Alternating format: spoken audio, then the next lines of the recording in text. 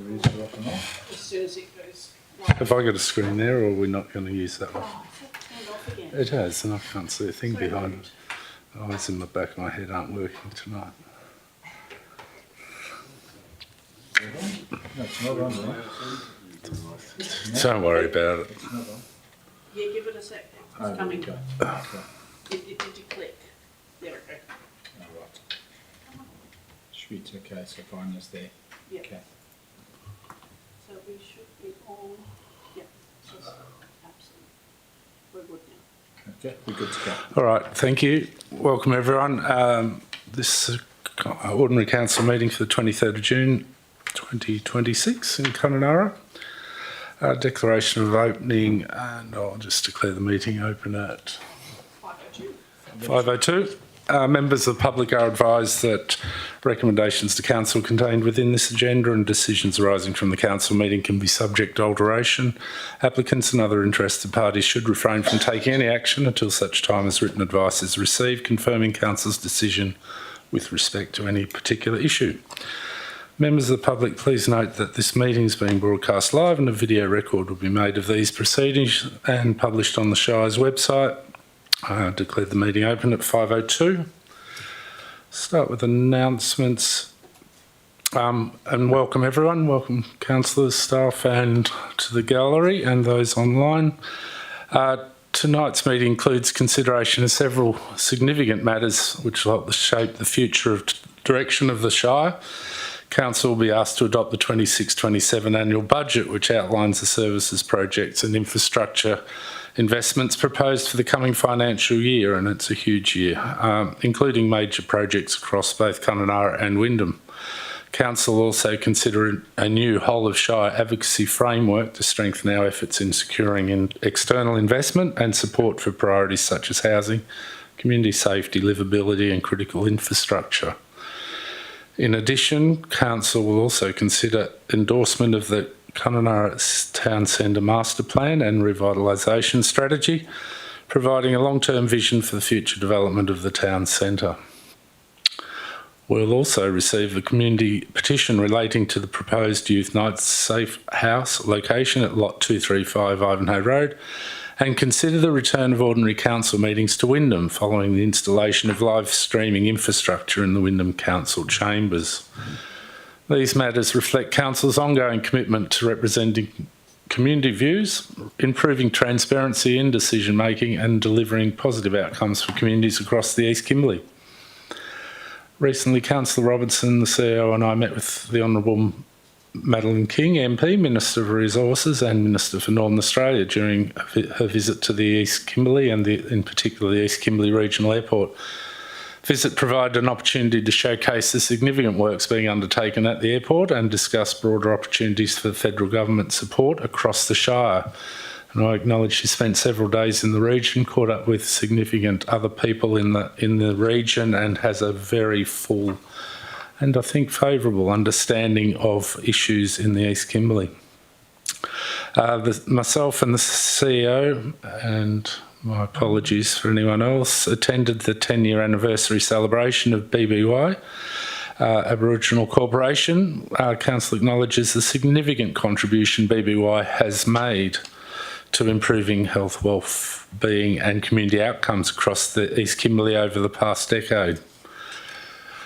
I would also just like to acknowledge the passing of John Woodhead, a significant pioneer in our town and a man of utmost, a gentleman full of goodness was the best way I could describe the man, and a very sad loss to our community, and we're fortunate that we have many of his family here to continue on that legacy. I'd encourage members of the public to participate respectfully in tonight's meeting and thank everyone who have taken an interest in matters before Council this evening. Delegates' reports from committees of councils, nil. At item 3 on the agenda, attendance, there are 1, 2, 3, 4, 5, 6 and myself as 7 councillors in attendance. Does that sound right? I welcome online Councillor Gordon, And we have one apology from Councillor Timms. Also in attendance, we have CEO Vern Lawrence. Director Allen is online, Director Webb and Director Bell. And no approved leave of absences. Attendance will be recorded in the minutes. Declarations of interest, I have nil. No. Public question time at item 5. At 5.1, response to previous questions taken on notice, we have nil. One question has been submitted prior to the meeting. And when I find it... Sorry. There we go. And thank you for your question, Katie Neve.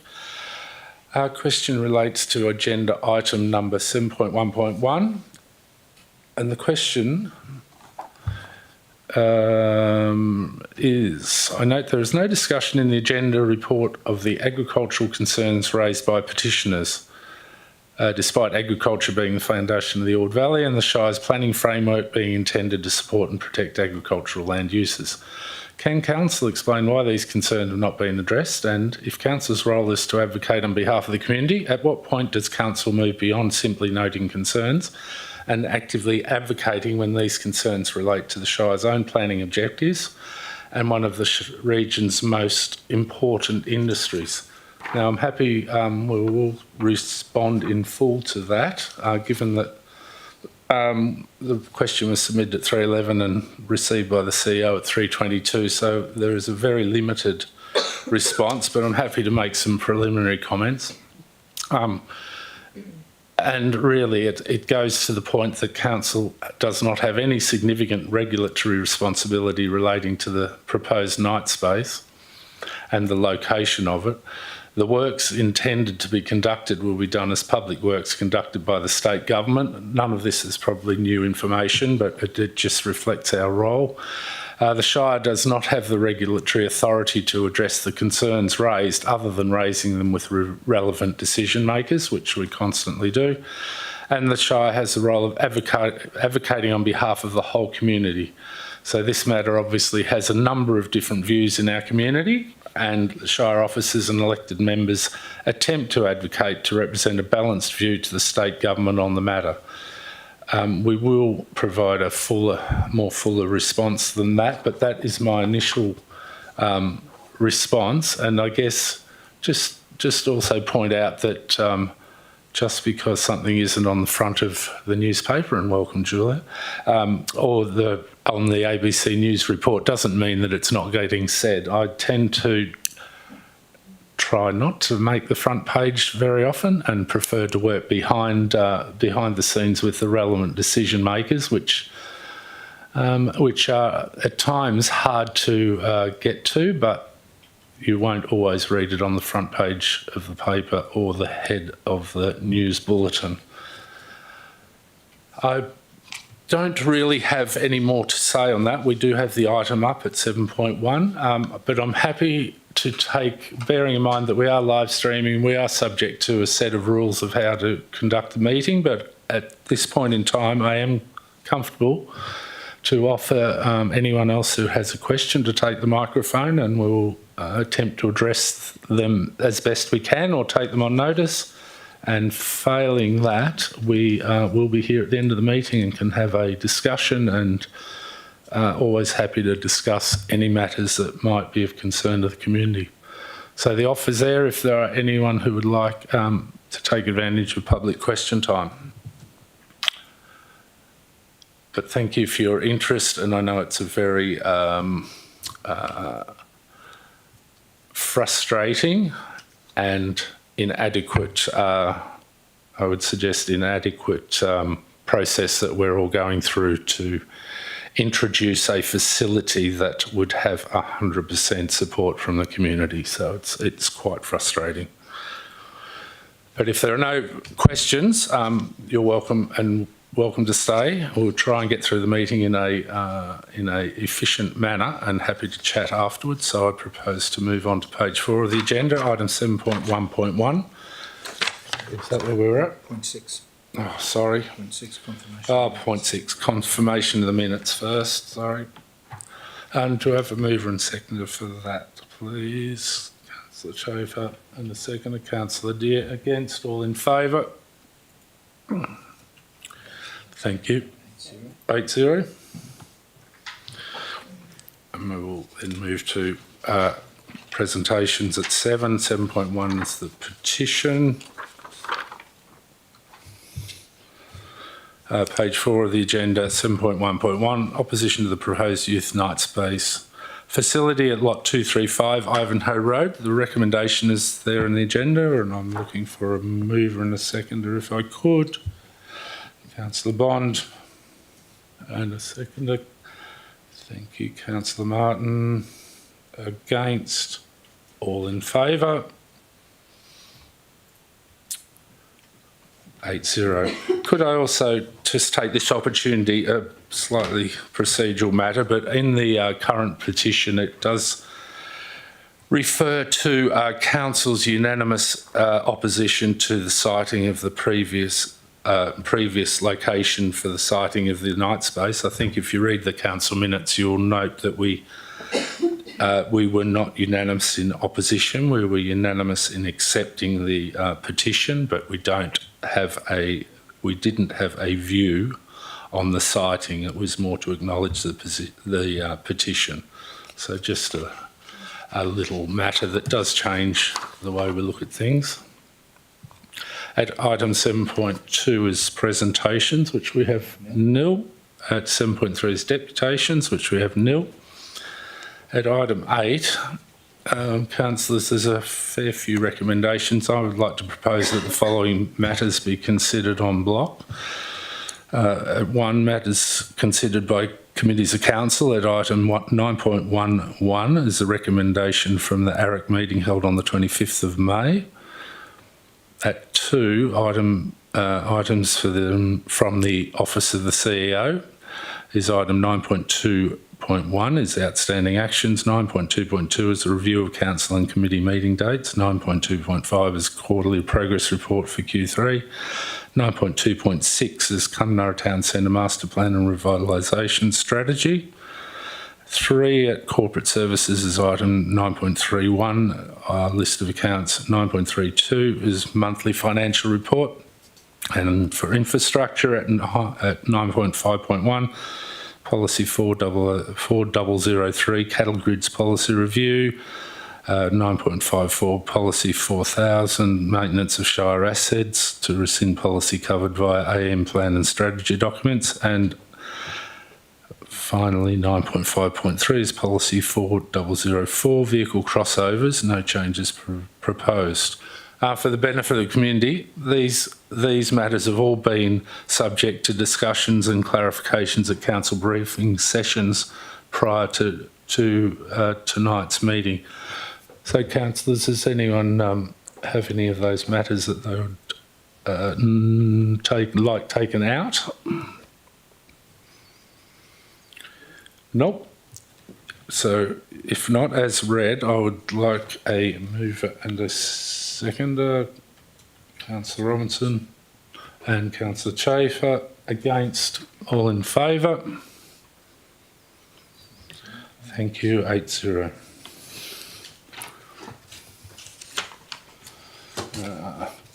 Sorry, next tab, is it? Next tab, 9.2.3. No.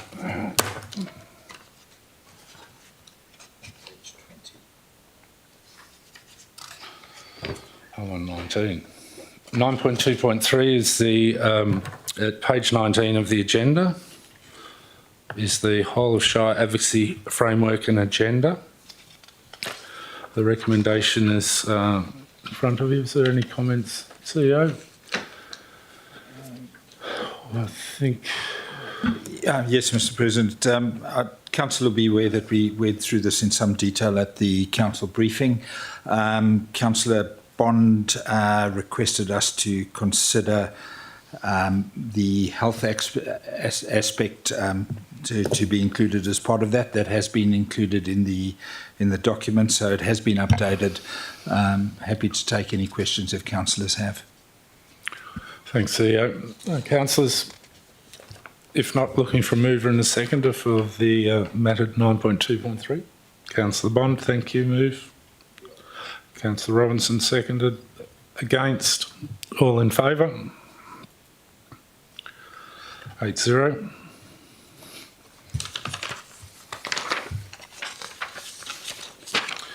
Takes us to page 25.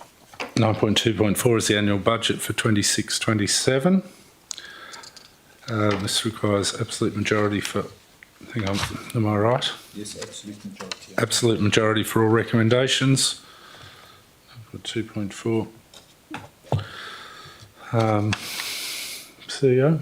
If I may suggest, Mr. President, there's 15 recommendations in there. If councillors are happy to move all the recommendations on block, I'm happy to provide a quick summary for the benefit of the meeting. Councillors, any questions on any of those 15 recommendations, please? No, CEO, thank you. No. Sorry, Councillor Gordon, I do look down occasionally, but nothing there. Thank you. CEO? Thanks, Mr. President.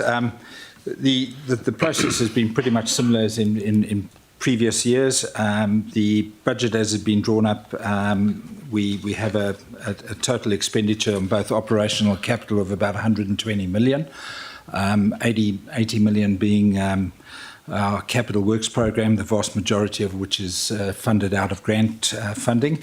The $40 million is supported by fees and charges, rates, and our investment income from our reserves to a certain degree.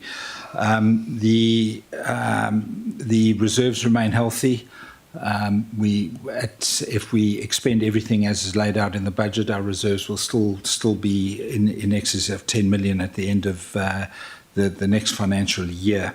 There are borrowings that we are suggesting as part of the budget. Last year in the budget, we requested borrowings of 1.5 million to support the property development out at Waterlily Place. That project needed some additional funding in it. We didn't borrow during this financial year the 1.5, and I'm proposing as one of the recommendations that we secure a loan from Treasury to the extent of 2 million to support that. That 2 million will be repaid by the rental income from some of those units that will be made available as affordable housing to the general public. I'm happy to take any other questions that councillors may have on this. We received the ministerial approval for our differential rates earlier today. It was a fairly close thing. We almost had to reschedule the approval of the budget to another meeting if we didn't receive it. So I'm quite glad we've got it. Councillors, any questions, clarifications? I'd just like to take the opportunity to thank the CEO and his staff for all their efforts in getting this budget up balanced with, I think, what will turn out to be a pretty reasonable increase in charges compared to some of the others we're hearing around the state. That doesn't mean that there won't be any pressure there, but it will be on the administration, I'm sure, rather than the ratepayers, as much as we can alleviate their pain. So I look forward to a successful year ahead. That is a huge capital works program, and I'm hopeful that we can deliver on time and on budget, as we sort of are managing to do, and fingers crossed, yes. So again, thanks to the staff and for your efforts there. Thanks, Mr. President. So I'm looking for a mover and a seconder, if I could, for this item. Councillor Robinson, seconder Councillor Deere. Against? All in favour? Woohoo. Thanks, 8-0. councillors. Thank you, and good luck. Sorry, Nat, where am I up to? Am I to the next tab? Past the yellow headings. Would that make it page 63, item 9.4.1, is amendment to the Shire of Wyndham East Kimberley restricted burning times. The item is sitting there. Councillors, if there's no questions, I'm looking for a mover and a seconder, if I could. Councillor Bond and a seconder, Councillor Schaefer. Against? All in favour? 8-0. Thanks, councillors. And again to the tab.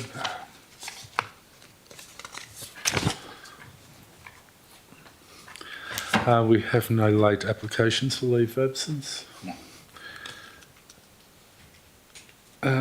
What am I looking at here? Yep. So that was items at 10, items at 11 as motions of which previous notice has been given. We have nil. 11 questions from members without notice. Nil. Urgent business by decision of the meeting. Nil. 14 matters for which the meeting may be closed to the public. Nil. And 15, my favourite item on the agenda is closure at 17:23. Thank you everyone for your attendance. Thank you again staff for the huge amount of work that's gone into these papers. And thanks to everyone turning up in the gallery, and look forward to engaging in the moments ahead. Thank you all. We just wait for the live stream to go off.